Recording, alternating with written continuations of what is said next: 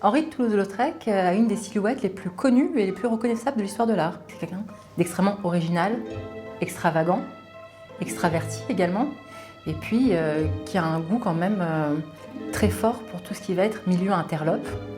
C'est ce qui va faire vraiment un peu la singularité de son art. Un petit homme d'1,52 m, mais une grande ambition, et un homme qui, en moins de 15 ans, va se faire connaître dans le Paris des années 1880-90 et devenir un des grands noms de la peinture moderne. Toulouse-Lautrec, insaisissable, irrévérencieux, moderne, en bref, un homme aux multiples visages et épicurien d'une existence qui se termine à 37 ans. Noble de naissance, ce sont pourtant les bas-fonds et la bohème qui l'attirent très tôt. Il y a des artistes frôleurs, lui c'est un jouisseur. Il a aimé ce monde, il s'est représenté à l'intérieur même des affiches, des peintures qui décrivent le monde de Montmartre. C'est la preuve même qu'il veut nous dire « j'appartiens à ce que je peins ». Donc il n'y a aucun jugement moral. Ce n'est pas quelqu'un qui stigmatise. Non, lui, il la montre et il la montre comme son monde. À l'époque, les stars font appel aux affichistes. Le jeune Lautrec gagne un concours en 1891 et c'est ainsi qu'il croque les grandes figures du Moulin Rouge, comme la Goulue, danseuse de cancan populaire, devenue une icône du Montmartre de la Belle Époque. Elle révolutionne complètement cette esthétique et en même temps elle a été aussi totalement décisive dans la carrière de Lautrec. C'est-à-dire que cette affiche lui est commandée en 1891, à une période où Lautrec ne s'est pas encore vraiment distingué comme un grand affichiste. C'est le Moulin Rouge qui est à l'époque un petit cabaret qui veut se faire connaître et qui justement a repéré cet artiste qui expose dans d'autres cafés-concerts et qui va lui commander une affiche. Et là il va produire une affiche d'une grande radicalité plastique avec des effets d'ombre chinoise dans l'arrière-plan, une danseuse totalement enfiévrée et provocante au centre. Son geste vif, son regard moderne en font un portraitiste singulier. Car ces scènes naturalistes, Toulouse-Lautrec ne les capte pas sur le vif. Il les recrée dans son atelier d'après des photographies. Ce naturalisme est essentiel pour lui qui voulait faire vrai et non pas idéal.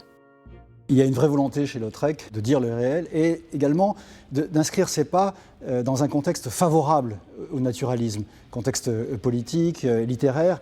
Et donc là, il y a une sorte de cohérence. D'ailleurs, l'exposition montre bien qu'il a lu, au fond, ces écrivains. Il a même d'ailleurs tenté de les illustrer. La fille Elisa d'Edmond de Goncourt, en 1896. Pour Lautrec, il y a un lien évident entre le naturalisme en littérature et le naturalisme en peinture. Toulouse-Lautrec va alors inventer un langage apte à faire vivre ses sujets. Petit à petit, son style va se définir. Et dans les années 1888, ses dessins sont publiés dans les journaux. Sa peinture se fait légère et elle est d'autant plus quand le carton devient son support privilégié. C'était vraiment une question de recherche de moyens plastiques. C'est-à-dire que l'utilisation du carton lui donnait une grande radicalité, une efficacité visuelle et un côté très impressionnant, un grand impact qu'il ne retrouvait pas avec la peinture.